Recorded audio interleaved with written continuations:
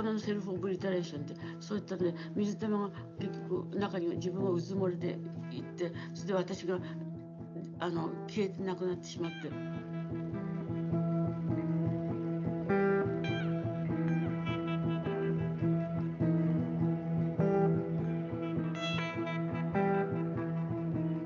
それ結局そこには宇宙の広大な虚無の世界と消失の世界、そしてそこから来ること増殖の世界と、それを入り混じった宇宙の法則の中に自分の一つの水滴が落ちた瞬間のように、自分はその中に永遠の生命力を求めて、そして制作にそれを入れて、その制作を結局デベロップして作品にしました。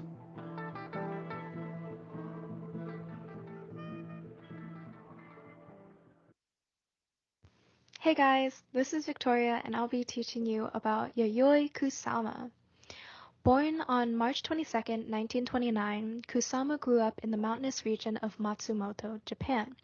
Her house was next to a plant nursery which sparked her fixation on plants and a subject to draw. She painted a lot as a child, but her artistic creativity was often smothered or stripped of her due to her unsupportive parents, often taking away her art tools or papers since she was young. However, she persisted, and despite facing the hardships of World War II, having to work 12 hours a day in a parachute factory, Kusama still made time to paint. She says to have experienced these sort of hallucinations since she was young, often involving polka dots. She saw them everywhere, and it soon began to consume her. She became obsessed. She then convinced her parents to allow her to study art briefly at Kyoto City Specialist School of Art from 1948 to 1949. But she grew tired of it very quickly, and she didn't enjoy the conventional ways her professors taught art. So she began hosting her own solo exhibitions. After some time, Kusama knew she wanted more, to become a recognized artist. She was determined to make her art and constantly work on her craft. Obsessing over it, Kusama eventually made the bold decision to leave Japan and head to New York City in 1957, where she could take over the art scene. She was on a train to stardom. She knew exactly what she wanted to do. She had a suitcase full of drawings, and she set about selling herself.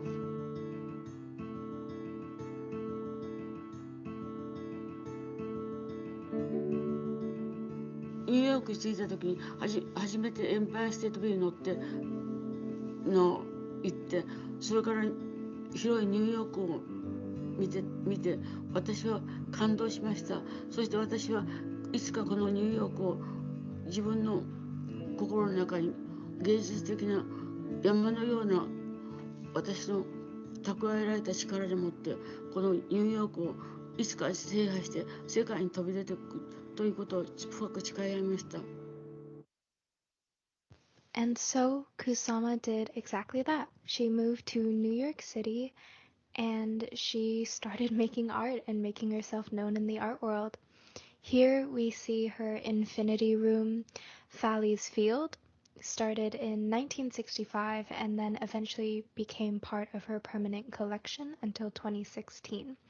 This floor show is essentially a mirror room Kusama made that is carpeted with red and white polka-dotted phallus-like sculptures.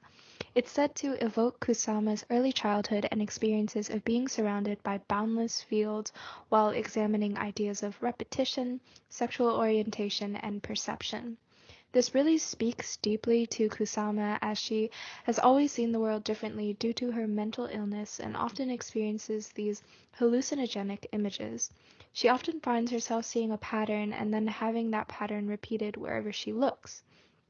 In a way, creating this type of art was a therapy for her. It was her way of trying to show the world what she sees, or at least feel comforted by her creations to make her hallucinations a reality, something to hold on to. Moving forward, she continued to expand with this concept of free love or disassembling boundaries of identity, sexuality, and the body throughout her years. These installations were meant to explore a sort of sexual confidence and really grab the attention of locals and news reporters. It was something new, something bold, and playfully erotic. Speaking of erotic, Kusama pushed the idea of sexual exploration even further by hosting public orgies. Yes, though Yayoi Kusama is most famously known for her seemingly endless dots and infinity mirrors, she was quite wild in her earlier days. Here, you can see Kusama passing out these orgy magazines she made to spread word of her work and gain even more attention.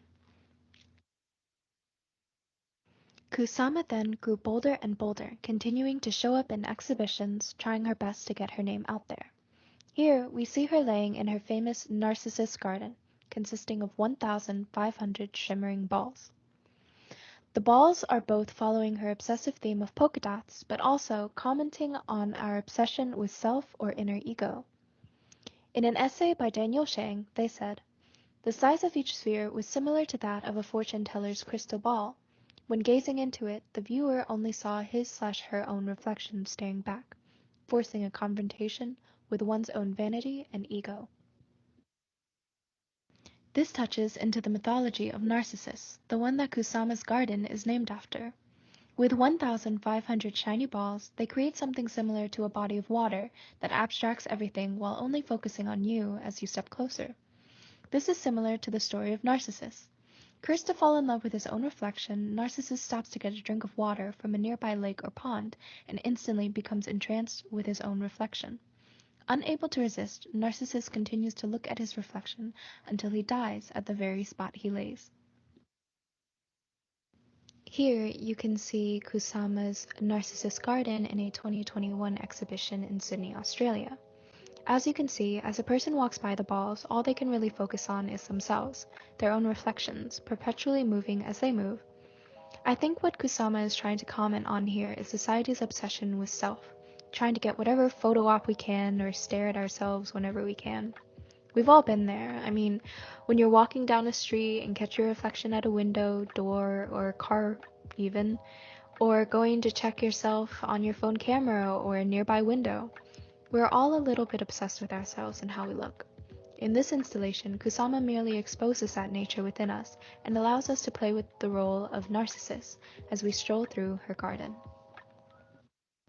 And here we can see Kusama in her 1966 Narcissus garden.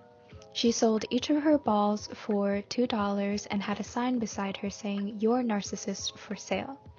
Kusama also wore a shiny gold kimono to make herself stick out even more and use that quote-unquote outsider look to her advantage. This was an act of self-promotion as an artist, while critiquing the commercialization of art. Kusama also made another installation called Obliteration Room, shot by Tate Shots in 2012. This room starts off completely white, and the visitors are invited to place as many of these round, colorful stickers as they want, wherever they want. I think it creates a wonderful social environment, looks fun, and I find it interesting how the people play a role as the artists in this installation. They are the ones that make it. You are allowed to use as many stickers as you want, and by a few weeks, the room was completely transformed into this colorful, spotted installation. In 2018, Kusama made another installation called Flower Obsession that lasted about 4 months. Kusama noted that one day she was sitting and gazing at a tablecloth with red flowers on it. Then, the next thing she knew, she saw the red flower patterns repeating everywhere she looked, the ceiling, windows, columns. She said, I quote, "I saw the entire room, my entire body, the entire universe covered with red flowers, and in that instant, my soul was obliterated. This was not an illusion, but reality itself." End quote. I think it's an interactive form of installation. Kusama really utilizes an apartment of physical space that, in turn, creates a social atmosphere and an opportunity to make social connections or interactions with people in the installation. It invites people to get involved. It adds to the meaning of an installation as the people literally build it, intensifying its site specificity as more and more flowers are stuck onto the walls of the apartment. I also think it touches onto the genre of social engagement art.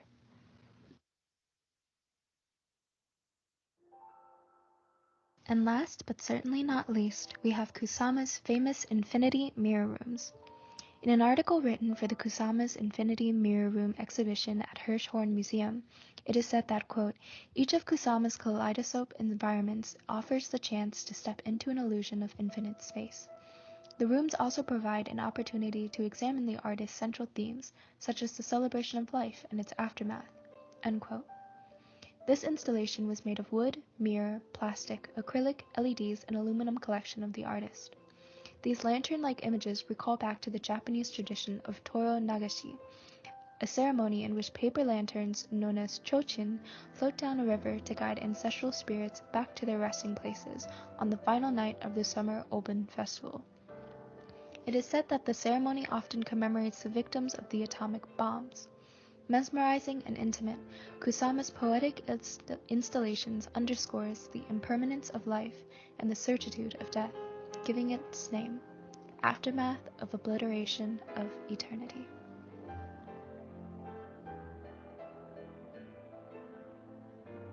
And here we have another infinity mirror room, also made of wood, metal, mirrors, plastic, acrylic, rubber, and an LED lighting system. This room is said to give visitors an out-of-body experience, heightening one's senses and creating this endless galaxy. Each light flickers on its own pace, similar to how stars shine and burst in our galaxy. It is said that, quote, this installation creates a harmonious and quiet place for visitors to contemplate their existence, reflect on the passage of time, and think about their relationship to the outer world. The title of this piece is The Souls of Millions of Light Years Away.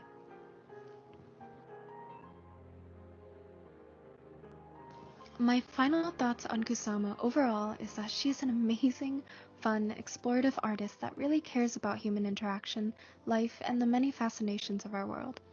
There is still so much of her work that I did not get to in this presentation. Really, this is just the tip of the iceberg. But if you're still not convinced, I want to leave you with this final message from Yayoi Kusama shot back in 2013 that still resonates with me today. 多くの不幸な方々、そして平和に恵まれない方々、そしてまた美しい芸術の華やいだ素晴らしい世界をお見せしたいということを考えると、私は眠れない夜があります。これから皆さんと一緒になって世界の新しい人生と、それから素晴らしい平和と愛の世界を築き上げていきたいと思い、そしてこのような席にお集まりいただきました。